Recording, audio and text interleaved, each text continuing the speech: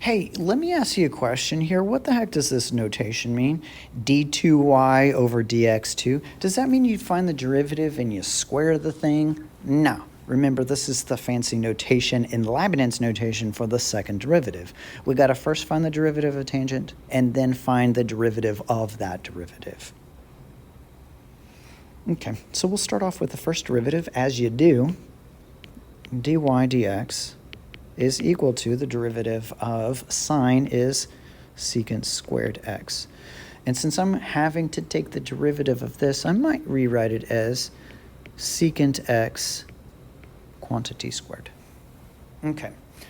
And then we're going to find the second derivative. So it's like this.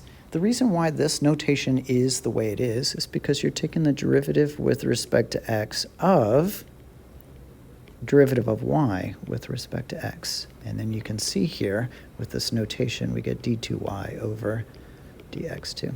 Anyway, we're going to have to use the chain rule on this. So to find the second derivative, we'll leapfrog that 2 down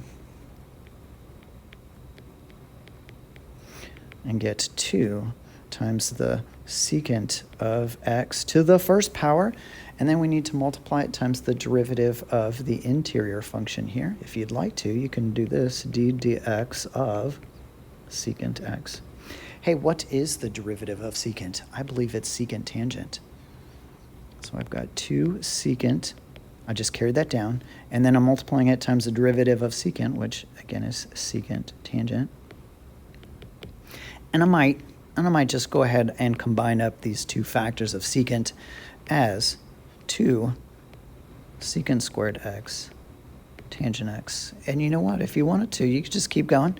Maybe take a third derivative, fourth derivative, whatever you got time for. I only have time for that one. Okay. All right, let's look at this spooky example here on example 13. Find the derivative f of x is equal to sine composed with cosine composed with tangent x. What? All right, so this is a super composite function again, like an inception of trig functions. So when I take its derivative, it's really going to be advantageous if I do this kind of thing. I keep track of all my derivatives just like that, okay? So I know that when I reach the end, I'm actually done with this thing. Maybe it should actually be a blood color since this one is so scary.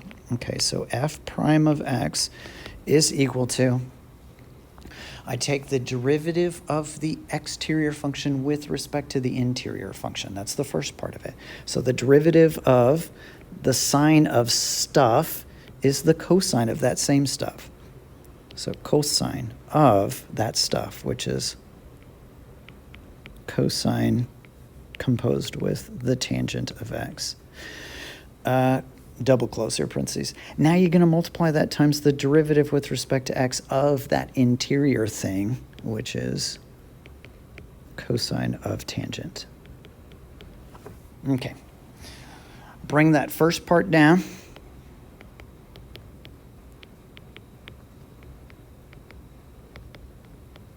And now let's take the derivative of the cosine of that thing. So the derivative with respect to x of cosine of stuff should be the negative sine of that stuff. Negative sine of the tangent of x.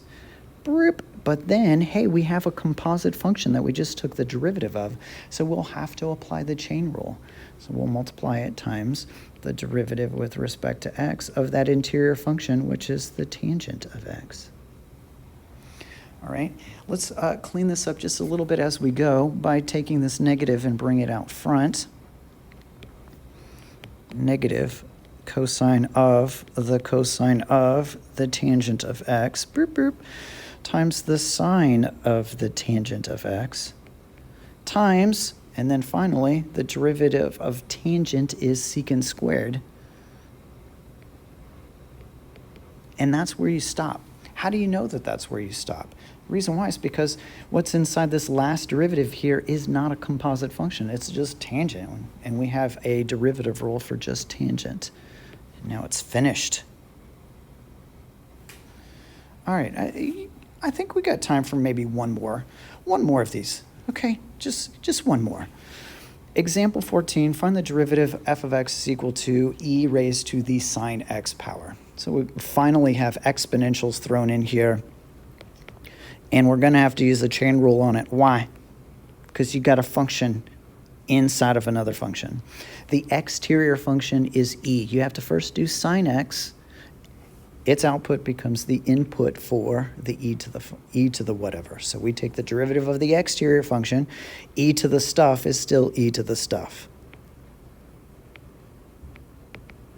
But then you need to multiply it times the derivative of that stuff, the derivative of sine x. The derivative of sine x is cosine x. So you can rewrite this as e to the sine x times cosine x. And I don't know whether or not it's clearer that way, or if you rearrange this as, cosine x times e to the sine x, whatever it is that you prefer.